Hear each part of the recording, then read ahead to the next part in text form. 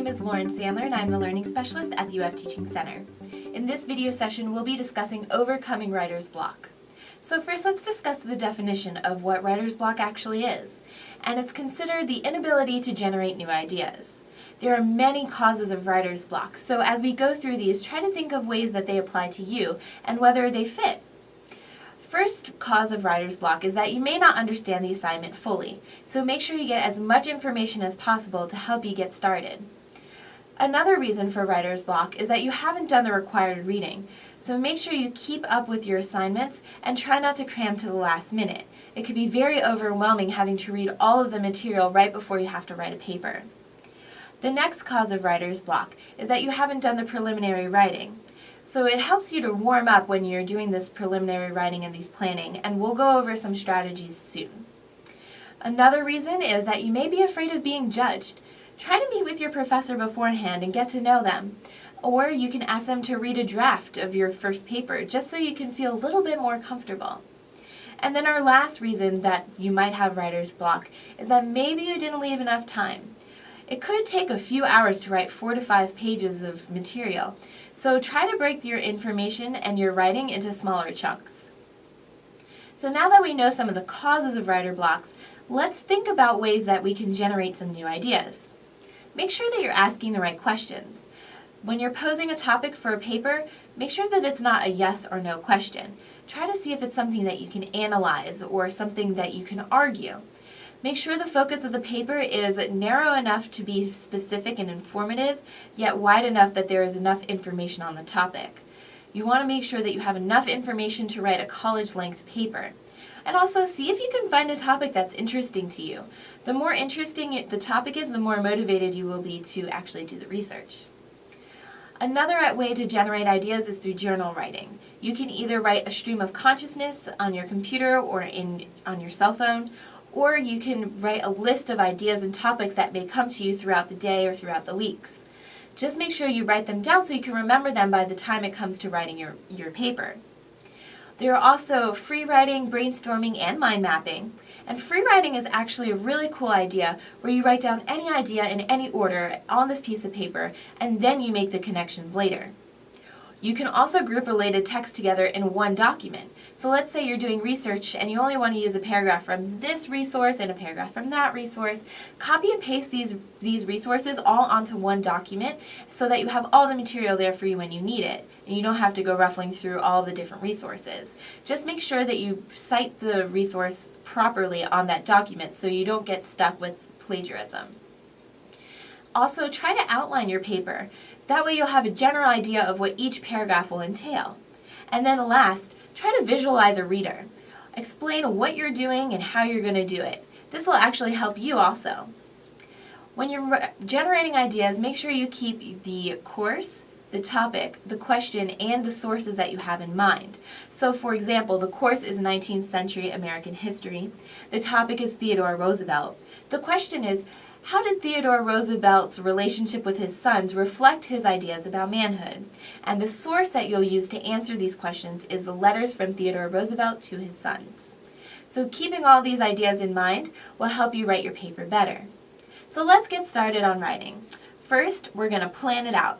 As I mentioned before, try to create an outline or a mind map, so that way you have an idea of all the different details that will help support your main idea.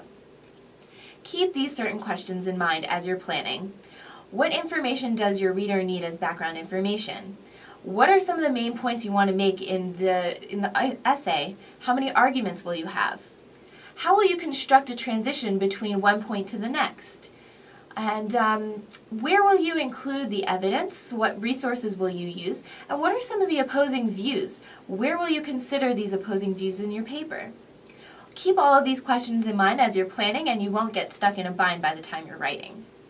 So now that we have a plan in action, let's go ahead and start drafting the paper. We first have our introduction.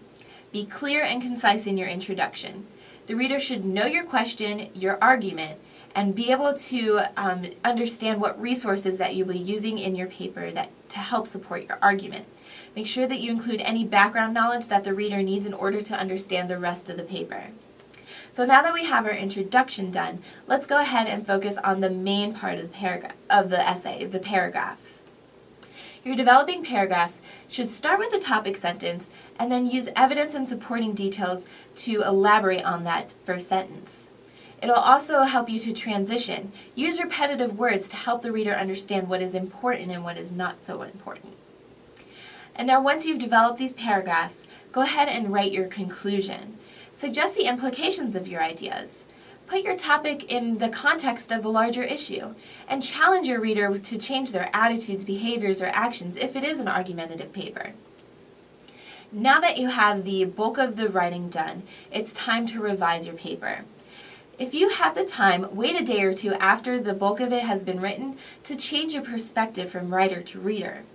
Ask yourself some questions as you're reading through your essay. Does this piece have a clear focus? Does it have logical organization? Are my main topics supported with evidence that are relevant? Is my style appropriate for this college-level work? And are there technical or grammatical errors? You can always take your paper to the Writing Center, and they'll be happy to look over it for you and give you some feedback. And last, I have some tips to leave you with when you're going to overcome your writer's block. As you write your paper, aim for the 3 C's: conciseness, clarity, and cohesiveness. If you're having trouble focusing, distract yourself for a few minutes. Move away from your computer and focus on anything else so that you can get new ideas and get the blood flowing so you come back to your paper refreshed. Kickstart your imagination by reading topics of interest. As I said before, the more interested you are in the topic, the more likely you'll be to be motivated to actually sit down and write the paper. Try not to criticize your work right away. Wait a few days to refresh yourself and get your mind on something else, and then come back and focus on revising your paper. No one's perfect on their first shot, so cut yourself a break. Next, stop thinking about writing for a few minutes if you're really feeling stuck. As I said before, go ahead and take a break. Walk around, make a phone call, maybe watch TV for a little bit. But don't force something that's not coming naturally. And next, try to understand why you have writer's block in the first place. Think about the causes we spoke of at the beginning of the session and see if any of them really apply to you. For more information and additional resources from the UF Teaching Center, you can set up an individual appointment with a study skills specialist. You can also see more video resources on our video resources page, or you can come in for walk-in and private tutoring for your course-specific questions. We look forward to seeing you soon, and good luck.